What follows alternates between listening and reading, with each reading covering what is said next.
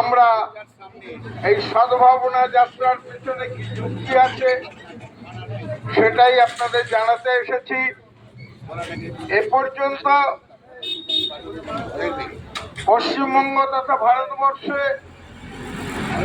পরিবর্তিত সরকার অনেকগুলো হয়েছে, তার মুখোমুখি আপনারা বংশ পরম্পরাময় হয়েছেন।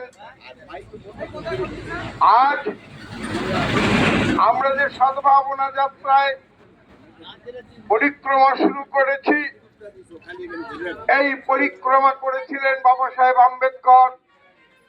তাকে স্মরণ করে, বরণ করে, নমন করে আপনাদের প্রতিটি প্রান্তরে, হুগলি জেলার প্রতিটি অলিগলিতে আমরা এই সদ্ভাবনা যাত্রার কথা উল্লেখ করতে গিয়ে বাবা সাহেব আম্বেদকরের কথা তুলে আনছি, যেহেতু তিনি এটা করেছিলেন।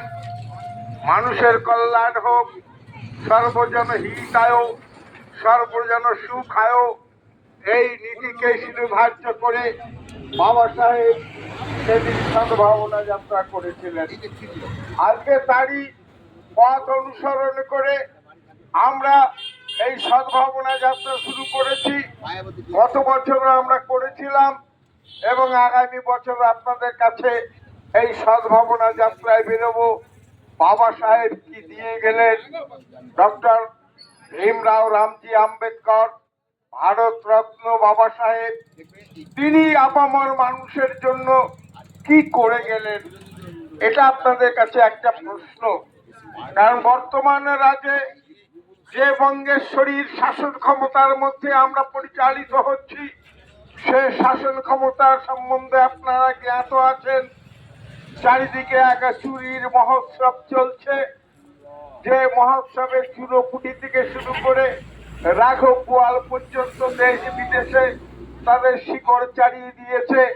চুরি কেমন করে জানা যায়, প্রত্যেককে সেটা ট্রেনিং দেওয়া হয়েছে। যেখানে সভানেত্রী স্বয়ং বলছে তোরা 25% খাট, 75% কালীঘাটে পাঠা, এমনতর কথা যিনি বলতে পারেন, তা তিনি তার পার্টির তরফে যে মহোৎসব শুরু করেছেন, সেই মহোৎসবের নাম চুরি চুরি চুরি চুরি মহোৎসব। আসুন, বাবা সাহেব আপনাদের কি দিয়েছেন? গণতান্ত্রিক অধিকার দিয়েছেন, অর্থাৎ আপনাকে ভোটার